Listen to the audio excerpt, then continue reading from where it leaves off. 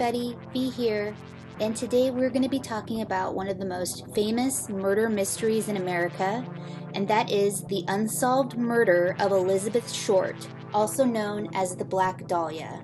Now, like I said, this is one of the most famous and well-known unsolved murders that occurred in Los Angeles, California. But before we get more into the actual murder, I would like to give you guys a little bit of a backstory on Elizabeth's life. Elizabeth Short was born on July 29, 1924 in Boston, Massachusetts, to her parents Cleo and Phoebe Short. And Elizabeth was the third sister in a family of 5 girls. Around 1927, the Short family relocated to Portland, Maine, and later settled in Medford, Massachusetts, where Elizabeth and her sisters were raised. Elizabeth's father built a miniature golf course, which he was very proud of, but in 1929, the stock market crashed, which caused the Shorts to lose most of their savings, and the family eventually became broke. In 1930, Short's father's car was found abandoned on the Charleston Bridge. It was believed that he had died. Elizabeth's mother then moved her daughters to a small apartment in Medford, and Phoebe worked as a bookkeeper to support her small family. Elizabeth started to suffer with bronchitis and severe asthma attacks later in her life, and she ended up having to undergo lung surgery at the age of 15. Because of these severe health issues, Elizabeth's doctor suggested to her mother that Elizabeth needed to live in a warmer climate during the winter months to help prevent further respiratory problems. So Elizabeth's mother decided to send Elizabeth to live in Miami, Florida with family friends. She lived there in Florida for the next 3 winters and spent the rest of the year with her family in Medford. In 1942, Elizabeth's father was discovered to be alive and living in California, where he had started a whole new life. In December, Elizabeth, at the age of 18, decided to relocate to Vallejo to live with her father. Eventually, Elizabeth and her father started to argue a lot, and because of this, Elizabeth decided to move out on her own. She took a job at the base exchange at Camp Cook near Lompoc and was living with several friends. Elizabeth later left Lompoc and moved to Santa Barbara, where she was arrested on September 23, 1943 for underage drinking at a local bar. The authorities sent her back to Medford, but instead she returned to Florida. While back in Florida, Elizabeth met Major Matthew Michael Gordon Jr., who eventually proposed marriage to Short, and she accepted his offer, but unfortunately Gordon died in a plane crash on August 10, 1945. Then in July of 1946, Short relocated to Los Angeles, where she visited with a friend that she had met in Florida, an Army Air Force Lieutenant Joseph Gordon Fickling. Elizabeth spent the next 6 months in Southern California, mostly in the Los Angeles area, working as a waitress and renting a room behind the Florentine Gardens nightclub on Hollywood Boulevard.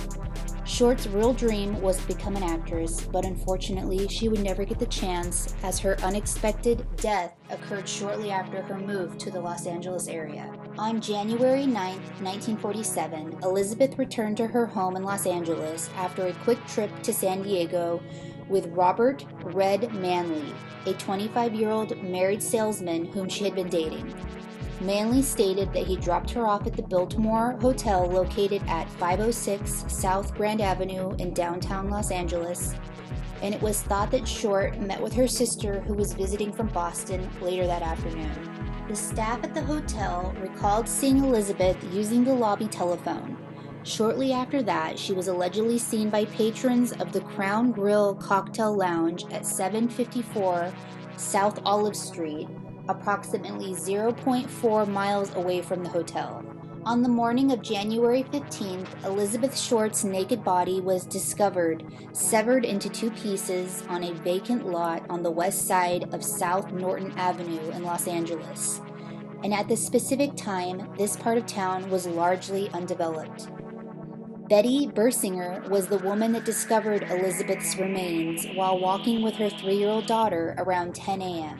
Betty stated that she initially thought that she had found a discarded store mannequin until she realized that it was a corpse. She then rushed to a neighbor's house and used the phone to call 911.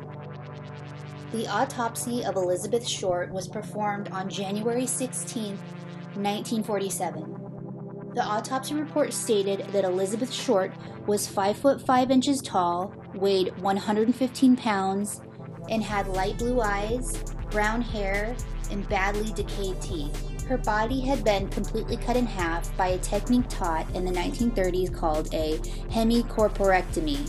Elizabeth Short's severely mutilated body was completely severed at the waist and drained of all the blood, leaving her skin a pallid white color.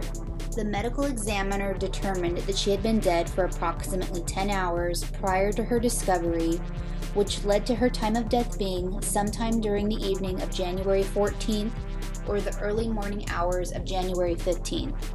It was also discovered that the body had been washed by the killer. Her face had been slashed from the corners of her mouth to her ears, which created an effect known as a glass blow smile. She also had several cuts to her thighs and breasts, where entire portions of flesh had been sliced away. The lower half of her body was positioned a foot away from the upper portion, and her intestines had been tucked underneath her buttocks, and her body had essentially been posed with her hands over her head and her elbows bent at right angles with her legs spread apart. Near Elizabeth Short's body, it was discovered that there was a heel print on the ground along with some tire tracks. A cement sack was also discovered near the body containing watery blood. Her skull was not fractured, but bruising was noted on the front and right side of her scalp, with a small amount of bleeding on the right side, which consisted with a blow to the head. The cause of death was determined to be hemorrhaging from the lacerations on her face and the shock from the blows to the head and face. Because Elizabeth Short's body was basically drained, it was believed that her killer took her to an abandoned area where he murdered her, dissected her body, and drained it of all of its blood before taking the body to the area where it would be later discovered. It was also believed that the murderer had to have had some type of previous medical training, as the incisions were very precise and thought to have been done by either a surgeon or a doctor. After Elizabeth Short's body was identified by her fingerprints, her mother Phoebe was contacted in Boston by reporters who told her that her daughter had won a beauty contest in order to get as much information on Elizabeth as they could. After that, the reporters told Elizabeth's mother that her daughter had actually been murdered. Elizabeth Short received the nickname the Black Dahlia by the media after her subsequent death. It was rumored that Elizabeth Short received this nickname because of the color of her hair, which was a dark brown shade, which was close to the shade of a dahlia.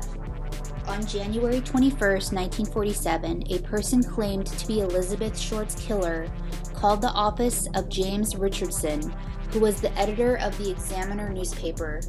The person congratulated Richardson on his coverage of the case and stated that he planned on eventually turning himself in, but not until the police pursued him for a bit longer. The caller also stated that Richardson should expect some, quote, souvenirs of Elizabeth Short's, unquote, in the mail. On January 24th, a very suspicious manila envelope was found by the U.S. Postal Service.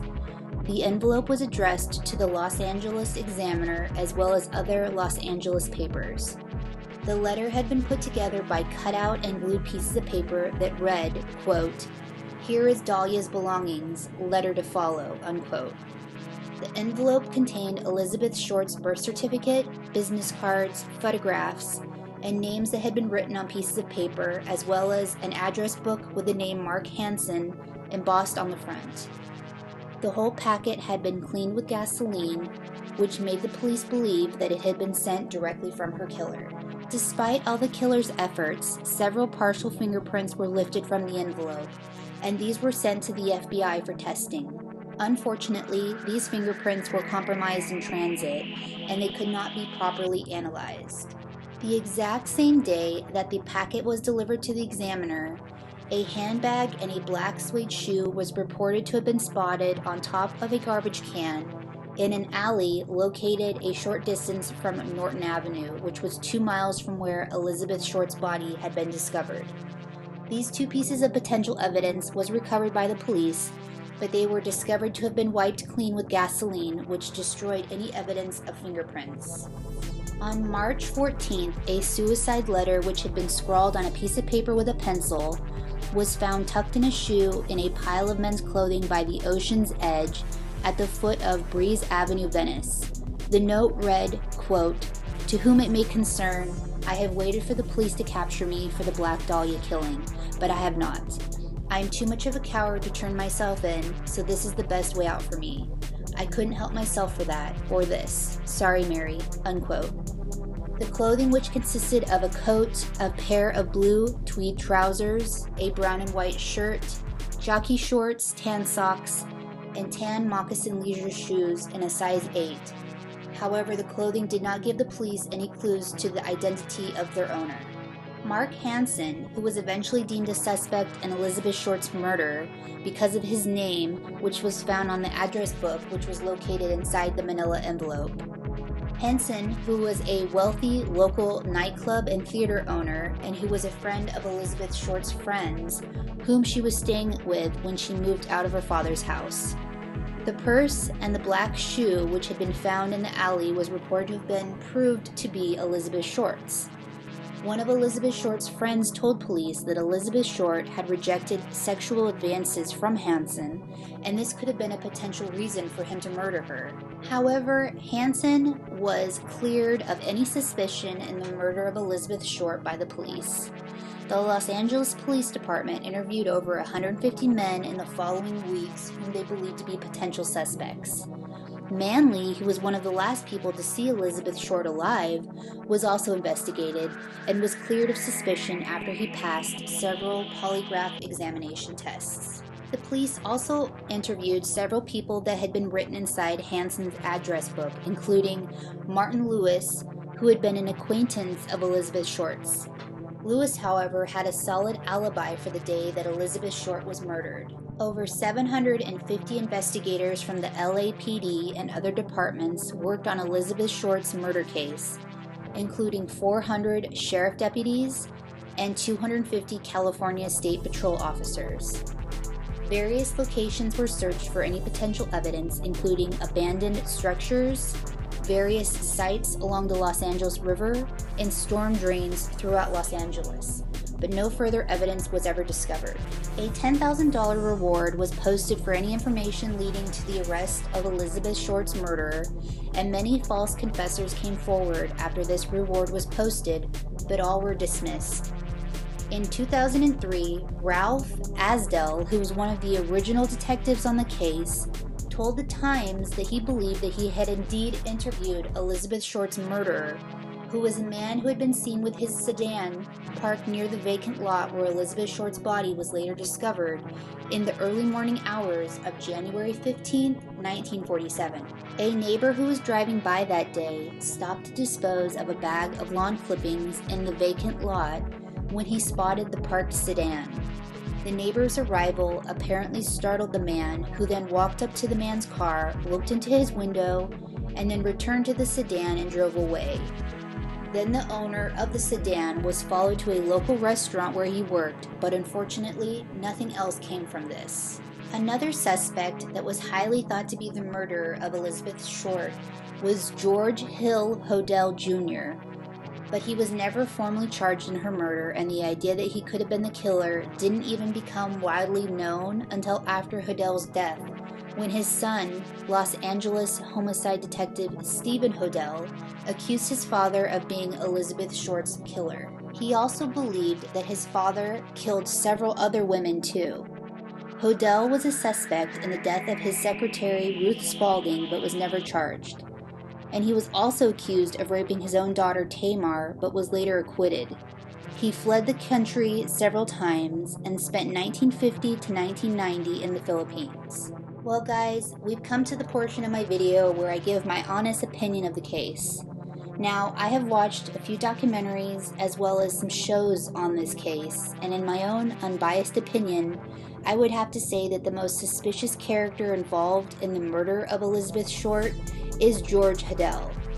I believe this because of his surgical background, his past violent history with women, and what his own family had to say about his character. Also, the fact that Hodel raped his own daughter and got away with it shows what kind of person he was. I think that the fact that Hadel's own son, who was a homicide detective, accused his father of being the murderer of Short, as well as other women, including his own secretary, shows that this guy was not a good guy. He was definitely the kind of person to commit such a horrific and disgusting crime, and his surgical past just furthers my suspicion. The sad part of this is that the Short family, as well as Elizabeth herself, may never receive the justice that they deserve in this case. The murderer has seemed to have gotten away with what they did, and it is just a terrible and disgusting situation. I just hope that one day the real murderer of Elizabeth Short is found, and the Short family can finally get a little bit of justice and peace. My heart truly goes out to the Short family and all families who have to deal with something as terrible as this. Well guys, that's it for this video. I hope you enjoyed learning about this case, even though I know it is a dark one. I think that it is always important to talk about older cases like this because it brings them back into the light. I really appreciate you watching my videos. If you like this one, please consider subscribing, and if you want to see more videos like this, please hit the like button. I appreciate every single one of my current subscribers, and I welcome any new ones too. As always, thanks for watching, and I'll see you guys in my next video. Bye!